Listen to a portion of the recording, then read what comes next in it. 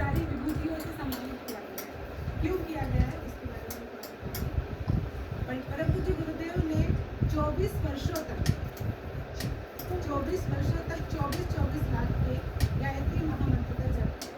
इसको पुरुष चरण बोलते हैं, महापुरुष चरण उन्होंने किया 24 लाख मंत्र का हर एक साल।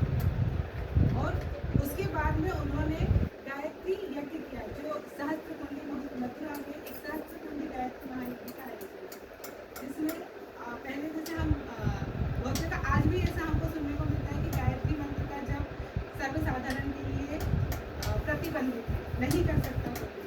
परंतु परम पूज्य गुरुदेव ने इन सब के ऊपर जाकर के 24 लाख गायत्री मंत्रों का 24 वर्षों तक जप किया और गायत्री महामंत्र को सभी के लिए सुलभ बनाया। क्योंकि ये जो गायत्री महामंत्र है इसका जब देवता भी करते हैं, तो जब हम गायत्री महामंत्र का जब कर रहे हैं तो हम और किसी देवता का जब न भी करें तो ये मंत्र हमारे हमको सभी देवताओं को प्रसन्न करेगा। गायत्री परिवार से बहुत सारी गतिविधियाँ चलती हैं और जिसमें कि हमारा यहाँ पे वाघोली में ही गायत्री चेतना केंद्र है, इस पास में ही, यहाँ से बहुत पास में, और वहाँ पे बहुत सारी गतिविधियाँ चलती हैं, जैसे कायकल शिविर चलता है, अंतर ऊर्जा जागरण सत्र चलता है, फिर प्रेग्नेंट वुमेन्स के लिए, गर्भवती माताओं के लिए एक दिवसीय शिविर होता है।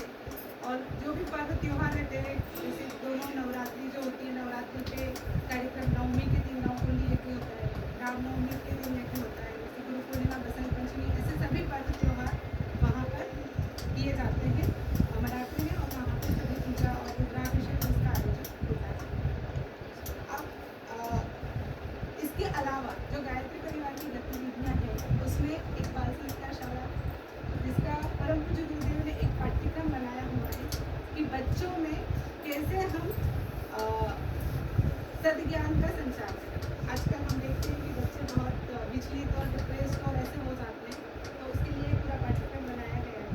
तो उसकी भी अलग अलग क्लासेस चलती है और अभी नेक्स्ट वीक से ये शायद गायत्री चक्र वाघोली में ही समर कैंप का आयोजन किया जाएगा। 1 तारीख से वहाँ पे किया जाएगा।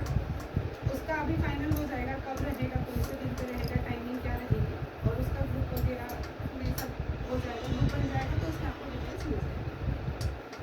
परम पूज्य गुरुदेव ने वैसे जैसे मैंने बोला कि बाल संस्कारशाला का एक पाठ्यक्रम बनाया, वैसे ही उन्होंने 3200 अलग अलग विषयों पर साहित्य लिखा है।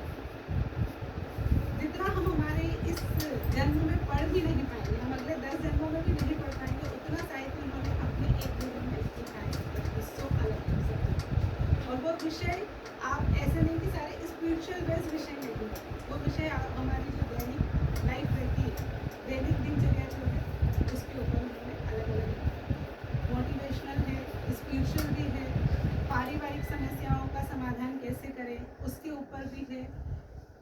हम बाहर जाते हैं, हम प्रोफेशनल हैं, तो हम हमारा उस स्ट्रेस को प्रोफेशनली हमको बहुत सारे स्ट्रेस मिलते हैं, तो उस स्ट्रेस का मैनेजमेंट हम कैसे करें, वह अलग अलग सब्जेक्ट पर उन्होंने बहुत सारा साहित्य लिखा है। तो ये सब गतिविधियां गायत्री परिवार के माध्यम से चलाई जाती है और मेन फोकस है विचारों में परिवर्तन। जो गायत्री परिवार का मेन उद्देश्य है विचारों में परिवर्तन। आप तब तक नहीं बदल सकते अपने आप को जब तक कि हम अपने विचारों को ना बदलें। तो एक गुरुदेव ने एक थॉट भी दिया है, हम बदलेंगे युग बदलेगा। मतलब जब तक हम हमारे विचारों को नहीं बदलेंगे हम आगे किसी को भी बदल नहीं सकते। तो ये है। उसके बाद में जो गतिविधियाँ होती है उसका हम सोशल मीडिया साइट्स पे और इस पर प्रमोशन करते हैं, आप लोगों तक पहुँचती होगी। विमेन एम्पावरमेंट के लिए भी हम सेशंस वगैरह रखते हैं गायत्री चेतना केंद्र वाघोली में ही। और अगर उसके बाद में भी ज़्यादा डिटेल्स अगर चाहिए तो अभिषेक भैया और गौरव भैया यहीं पे रहते हैं, तो वो आप लोगों को भेजते ही होंगे और भी आप उनसे ले सकते हैं जो भी इन्फॉर्मेशन लेना चाहिए। और हमारा जो गायत्री परिवार के जो मेन सेंटर्स हैं उसमें मथुरा, जिसको हम तपोभूमि बोलते हैं, क्योंकि वहाँ पे परम पूज्य गुरुदेव ने जो मैंने बोला 24 वर्षों का जो तप किया वो मथुरा में किया था।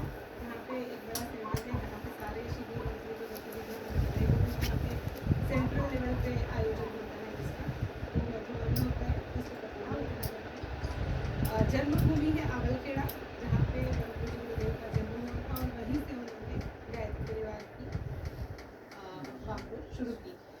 और और जो अभी जो कार्यकारी जो मेन सेंटर है वो है शांति कुंज हरिद्वार में है शांति कुंज, जहाँ से सभी हम लोगों को सारे निर्देश मिलते हैं, तो हम लोग कार्य यहाँ पे भी करते हैं और जो योजना बनती है, कार्य योजना बनती है पूरे साल, तो वो वहाँ पे बनती है। और अभी जो रिसेंट में हम जो मना रहे हैं अभी ये 2024 से 2026 तक के जो 2 वर्ष थे उसको शताब्दी वर्ष घोषित किए गए थे।